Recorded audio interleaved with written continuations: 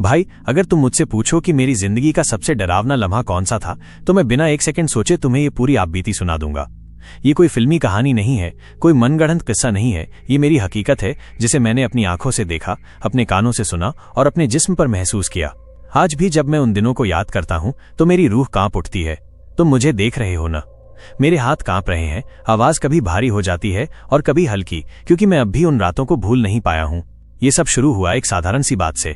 मैं कई सालों से टैक्सी चलाता था, पहले किसी और की गाड़ी पर, फिर सोचा कि क्यों ना अपनी गाड़ी ले लूं। पैसों की तंगी थी, नई कार लेना मेरे बस की बात नहीं थी, इसलिए मैंने सोचा सेकेंड हैंड कार ही ले लूं। जब मन में ये बात पक्की हो गई तो मैंने कई जगहों पर चक्कर लगाना शुरू किया। एक दिन मेरी मुलाकात एक कार डीलर से हुई, जिसने मुझे बताया कि उसके पास एक शानदार सेकेंड हैंड कार है, बहुत कम दाम में। उसने कहा कि कार की हालत भी अच्छी है और कागजात भी पूरे हैं। मुझे पहले शक हुआ कि इतनी अच्छी कार इतनी सस्ती क्यों मिल रही है।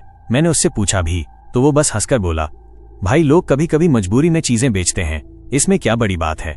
मैंने ज्यादा तफसील में नहीं पूछा, बस सोचा किस्मत से अच्छा सौदा मिल रहा है। कार वाकई देखने में शानदार थी, काले रंग की, चमचमाती हुई, इंजन भी पहली नजर में एकदम दुरुस्त लगा। मैंने ज्यादा सोचा नहीं और खरीद ली। मुझे लगा अब जिंदगी थोड़ी आसान हो जाएगी, अपनी टैक्सी होगी, दिमाग भी शांत रहेगा और कमाई भी बेहतर होगी। लेकिन मुझे कहाँ पता था कि मैंने अपने पैरों से खुद अपने लिए गड्ढा खोद लिया है। पहले कुछ दिन सब ठीक ठाक चला, कार बढ़िया दौड़ रही थी, सफाई से चल रही थी और पैसेंजर भी आराम से बैठते थे।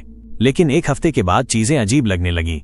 सबसे पहले मैंने गौर किया कि रात के वक्त जब भी मैं सवारियां छोड़कर अकेले लौटता था तो मुझे कार के अंदर एक अजीब सी गंध महसूस होती थी, जैसे कोई गीली मिट्टी की या फिर लोहे पर जमी जंग की।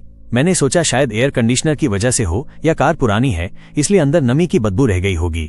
मैंने परफ्यूम डाला, एयर फ्रेशनर लगाया, लेकिन उस गंध ने मेरा पीछा नहीं छोड़ा। फिर कुछ दिनों बाद मुझे महसूस हुआ कि जब मैं कार चलाता हूं तो कभी कभी रियर व्यू मिरर में कुछ हल्की सी हलचल दिखाई देती है, जैसे कोई पीछे की सीट पर बैठा हो। शुरू में मुझे लगा कि ये मेरी आंखों का धोखा है, क्योंकि गाड़ी चलाते वक्त थकान भी होती है। लेकिन ये धोखा बार बार होने लगा। कभी कभी मुझे साफ दिखता कि पीछे कोई परछाई बैठी है और जैसे ही मैं पलटकर देखता वहां कुछ भी नहीं होता। मैंने खुद को समझाया कि ये सब मेरे दिमाग का वहम है। लेकिन फिर एक रात ऐसा हुआ जिसने मेरी जिंदगी की नींद उड़ा दी। उस दिन मैं आधी रात को एक यात्री को छोड़कर वापस लौट रहा था।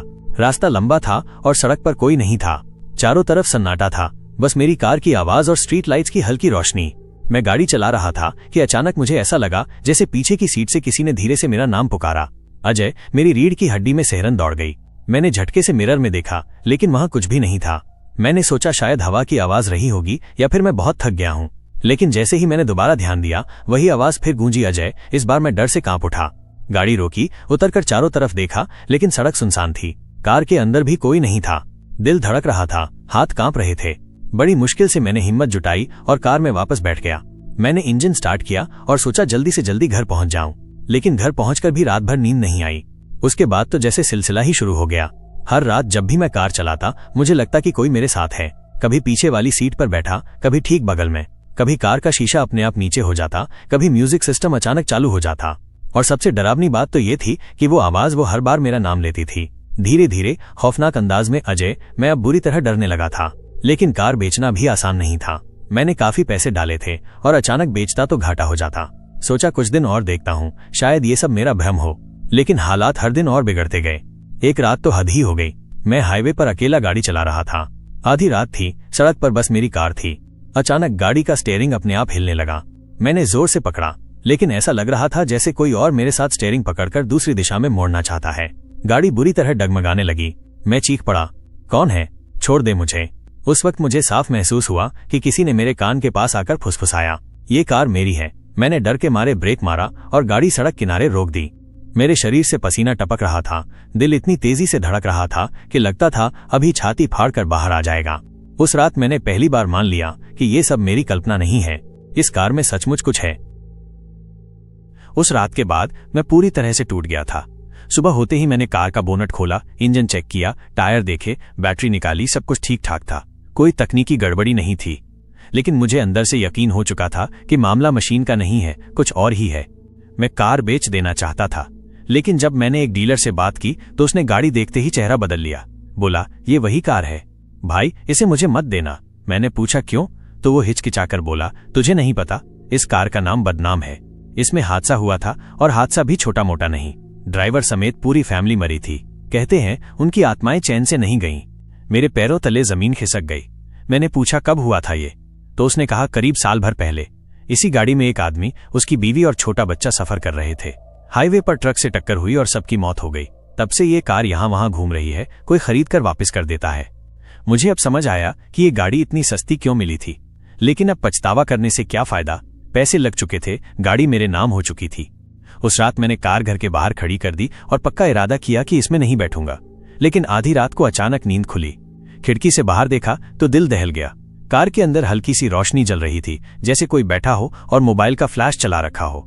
मैंने आंखें मलकर दोबारा देखा, सच में अंदर कोई हलचल थी। मैं डरते डरते बाहर निकला। ठंडी हवा चल रही थी। कार के शीशे के पार मुझे साफ दिखाई दिया एक औरत की धुंधली सी परछाई, गोद में बच्चा लिए, और उसके बगल में एक आदमी। सब बैठे थे जैसे कहीं सफर कर रहे हों, लेकिन उनके चेहरे धुंधले थे, सिर्फ उनकी आंखें साफ चमक रही थीं। मेरा दिल जोर से धड़कने लगा। मैंने कदम पीछे खींचे और डर के मारे घर के दरवाजे की तरफ भागा। तभी अचानक कार का हॉर्न अपने आप बज उठा, इतनी जोर से कि पूरी गली गूंज उठी। मेरे पड़ोसी बाहर निकल आए, सब मुझे घूरने लगे। मैंने कहा मुझे नहीं पता हॉर्न कैसे बजा, चाबी तो मेरे पास है, लेकिन किसी ने यकीन नहीं किया। उस रात के बाद तो जैसे कार मेरे पीछे पड़ गई। मैं सोता तो खिड़की से हल्की हंसी की आवाज आती, कभी बच्चे के रोने की, कभी औरत के कराहने की। एक रात तो हद हो गई। मैं लेटा था कि अचानक कमरे का दरवाजा अपने आप खुल गया। मैंने उठकर देखा तो वहां कोई नहीं था, लेकिन मुझे साफ महसूस हुआ कि कोई अंदर आया है। हवा भारी हो गई थी, जैसे ऑक्सीजन कम हो गई हो। फिर मेरे कान में वही आवाज आई, वही जो पहले कार में सुनता था, हमें छोड़कर मत जा। मैं पसीने से भीग गया। उस रात मैंने आंखें बंद कर लीं और भगवान का नाम लिया। सुबह तक बिस्तर से नहीं हिला। धीरे धीरे मेरा दिमाग खराब होने लगा। मुझे काम पर जाने में डर लगने लगा। टैक्सी चलाना छोड़ दिया। घर वाले परेशान थे। उन्होंने कहा तू मंदिर चल, किसी पंडित को दिखा। मैंने उनकी बात मानी। हम पास के शिव मंदिर गए। पंडित जी ने जैसे ही सुना कि मामला कार से जुड़ा है, उन्होंने माथे पर हाथ रख लिया। बोले ये कोई साधारण आत्मा नहीं है, पूरी आत्माएं बंधी हैं उस गाड़ी में। इन्हें किसी ने मुक्त नहीं किया, इसलिए ये वहीं फंसी हुई हैं। मैंने पूछा तो मुझे क्या करना होगा। उन्होंने कहा पहले गाड़ी को मंदिर के बाहर लाओ, फिर हम हवन करेंगे, मंत्र पढ़ेंगे, तभी शायद उन्हें मुक्ति मिले।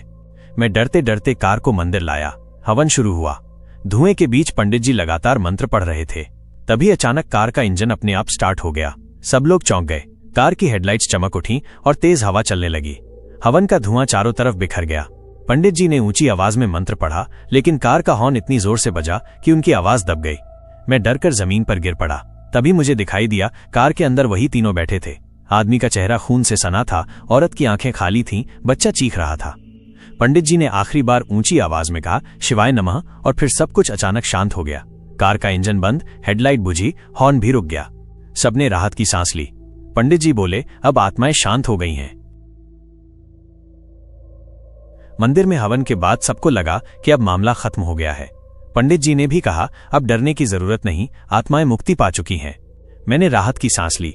उस रात पहली बार मुझे चैन की नींद आई। लेकिन भाई, किस्मत ने जैसे मेरे साथ खेल खेलने की ठान रखी थी। 2 दिन सब ठीक रहा। न कार में कोई हलचल, न घर में कोई अजीब आवाज। मुझे लगा कि अब मैं दोबारा टैक्सी चला पाऊंगा। लेकिन तीसरे दिन ही जब मैं सुबह बाहर निकला तो दिल बैठ गया। कार के शीशे पर उंगलियों से बने गहरे खून जैसे निशान थे, जैसे किसी ने अंदर से शीशे पर हथेलियां मारी हों। मैंने कपड़ा लेकर साफ करने की कोशिश की, लेकिन वो दाग मिटे ही नहीं। औरत के हाथों जैसे पतले पतले निशान साफ दिखाई दे रहे थे। उस दिन मैंने गाड़ी स्टार्ट नहीं की। डर इतना था कि हाथ चाबी तक ले जाने की हिम्मत नहीं हुई। लेकिन शाम को घर लौटा तो हैरान रह गया। गाड़ी अपने आप घर से 5 गली दूर खड़ी थी, जबकि सुबह मैंने उसे यहीं बाहर छोड़ा था। मेरा माथा ठनक गया। मैंने आसपास के लोगों से पूछा किसी ने गाड़ी इधर लाई क्या? सबने कहा नहीं। मैंने हिम्मत जुटाई और गाड़ी के पास गया। भाई, दिल दहल गया। पिछली सीट पर वही औरत बैठी थी, बच्चा गोद में लिए। उसका चेहरा शीशे के पार साफ दिखाई दे रहा था, लेकिन जैसे ही मैंने पलट कर देखा वो गायब हो चुकी थी। उस रात सोया ही नहीं। नींद आती तो किसी के चीखने की आवाज से चौंक जाता। कभी बच्चा रोता, कभी औरत कराहती, कभी आदमी गुस्से में गरजता, हमारा खून सूखने मत देना। अब मुझे समझ आ चुका था कि हवन से उनका कुछ नहीं हुआ। शायद वो और भी ज्यादा गुस्से में आ गए थे। एक दिन मैं कार लेकर शहर से बाहर निकल रहा था। हाईवे सुनसान था, रात हो चुकी थी। तभी कार का एक्सीलरेटर अपने आप दब गया। स्पीड 120, फिर 140, फिर 160। मेरे हाथ पैर फूल गए। ब्रेक दबाता तो भी गाड़ी रुकती नहीं। सामने से ट्रक आ रहा था। मुझे लगा आज मेरी भी मौत पक्की है। लेकिन जैसे ही ट्रक टकराने ही वाला था, कार अचानक रुक गई, बिल्कुल शून्य पर। मैं हिल भी नहीं पाया। मेरे कानों में बस एक चीख गूंज रही थी, अब तू भी हमारे साथ आ। मैंने गाड़ी वहीं छोड़ी और भागता हुआ घर आया। उस दिन के बाद मैंने ठान लिया कि इस कार से पीछा छुड़ाना ही पड़ेगा। अगले दिन एक डीलर से जाकर कहा, ये गाड़ी बेच दो, चाहे जितना भी घाटा लगे। उसने पहले मना किया, फिर बोला, एक आदमी है, सेकंड हैंड कारें लेता है, मैं उसे बुला दूंगा। वो आदमी आया, गाड़ी देखी, पैसे दिए और गाड़ी ले गया। मुझे लगा अब मुसीबत खत्म। लेकिन भाई, कहानी यहीं खत्म नहीं हुई। गाड़ी जाते ही मेरे घर के बाहर हर रात अजीब आवाजें आने लगीं, जैसे कोई कदमों की आहट हो। कई बार आधी रात को दरवाजा खुद बजने लगता। मैंने सोचा शायद डर का वहम है, लेकिन एक दिन हकीकत साफ हो गई। सुबह मैं बाहर निकला तो गली के नुक्कड़ पर वही गाड़ी खड़ी थी, जबकि मैंने उसे बेच दिया था। दिल जोर से धड़कने लगा। मैं पास गया तो देखा गाड़ी अंदर से पूरी तरह जली हुई थी, जैसे किसी ने उसमें आग लगाई हो। लेकिन अजीब बात यह थी कि आग का कोई निशान बाहर नहीं था, सिर्फ अंदर की सीटें, डैशबोर्ड सब राख हो चुके थे। और राख में 3 आकृतियां बैठी थीं, आदमी, औरत और बच्चा। उनके चेहरे काले हो चुके थे, लेकिन आंखें अभी भी चमक रही थीं। उस पल मेरी रूह कांप गई। मैं भागा और सीधे मंदिर पहुंचा। पंडित जी ने मुझे देखा और बोले, ये आत्माएं अब तुझसे जुड़ गई हैं। गाड़ी तो बस एक जरिया थी। जब तक तू इन्हें सच्ची मुक्ति नहीं दिलाएगा, ये तेरा पीछा नहीं छोड़ेंगी। मैंने पूछा, मुक्ति कैसे मिलेगी? उन्होंने कहा, जहां उनका हादसा हुआ था वहीं जाकर उन्हें शांति दिलानी होगी। वही जगह है उनकी आखिरी यात्रा की। वहां बिना हवन, बिना दिखावे, सिर्फ सच्चे दिल से प्रार्थना करनी होगी, तभी शायद वो छूटें। पंडित जी की बात सुनकर मेरी हालत खराब हो गई थी। मतलब अब तक जो कुछ भी हुआ वो सब इसलिए था क्योंकि उनकी आत्माएं अभी भी अधूरी थीं और मैं उस अधूरे सफर में फंस गया था। मैंने पंडित जी से पूछा, पंडित जी, पर मुझे कैसे पता चलेगा कि हादसा कहाँ हुआ था? उन्होंने कहा, उस कार के कागजात देख, उसमें पते मिलेंगे, और अगर नहीं मिले तो गाड़ी की आत्माएं खुद तुझे ले जाएंगी। भाई, उस वक्त मेरे हाथ पांव कांप रहे थे। घर आकर मैंने कार के डैशबोर्ड में पड़े पुराने कागज निकाले। उनमें से एक पुलिस रिपोर्ट मिली जिसमें साफ लिखा था, दिल्ली जयपुर हाईवे पर किलोमीटर 147 के पास ट्रक और कार की टक्कर, तीनों की मौके पर मौत। ये पढ़कर मेरे रोंगटे खड़े हो गए। अब मुझे समझ आ गया था कि उनकी आत्माएं उसी जगह बंधी हुई हैं। अगले ही दिन सुबह सुबह मैं अपनी बाइक पर उस जगह निकल पड़ा। रास्ते भर मेरा दिल धक धक कर रहा था। सड़क सुनसान थी, हल्की धुंध छाई हुई थी। जैसे जैसे मैं किलोमीटर 147 के करीब पहुंचा, हवा और ठंडी हो गई। जगह देखकर मेरे पैरों तले जमीन खिसक गई। वहां सड़क के किनारे आज भी कार के टूटे हुए हिस्से बिखरे थे। हेडलाइट का कांच, टायर का रबर और जलने की गंध अब भी मिट्टी में समाई हुई थी। मैं वहीं खड़ा होकर हाथ जोड़ने लगा। आंखों से आंसू बह निकले। मैंने कहा, मुझे माफ कर दो। मुझे नहीं पता था कि ये कार तुम्हारी आखिरी याद है। मैं सिर्फ रोजी रोटी कमाना चाहता था, लेकिन अब मैं तुम्हें शांति दिलाने आया हूं। भाई, ये कहते ही अचानक चारों तरफ अजीब सन्नाटा छा गया। पत्तों की खड़खड़ाहट तक बंद हो गई और फिर मेरे सामने धुंध से वो तीनों आकृतियां उभर आईं, आदमी, औरत और बच्चा। इस बार उनके चेहरे पहले जैसे डरावने नहीं थे। आदमी की आंखों में गुस्सा कम था, औरत के चेहरे पर दर्द था, बच्चा चुपचाप मां की गोद में था। उन्होंने कुछ नहीं कहा, बस मुझे देखते रहे। मैं वहीं जमीन पर बैठ गया, हाथ जोड़कर रोने लगा। भगवान से प्रार्थना करता हूं कि तुम्हें अगला जन्म अच्छा मिले। जो अधूरा सफर था वो यहीं पूरा हो जाए। मैंने मिट्टी उठाकर उनके सामने रखी और धीरे धीरे गायत्री मंत्र जपने लगा। भाई, मुझे खुद नहीं पता कहां से वो ताकत आई। शायद मेरे डर ने ही मुझे भक्ति में बदल दिया। जैसे ही मंत्र पूरा हुआ, अचानक तेज हवा चली।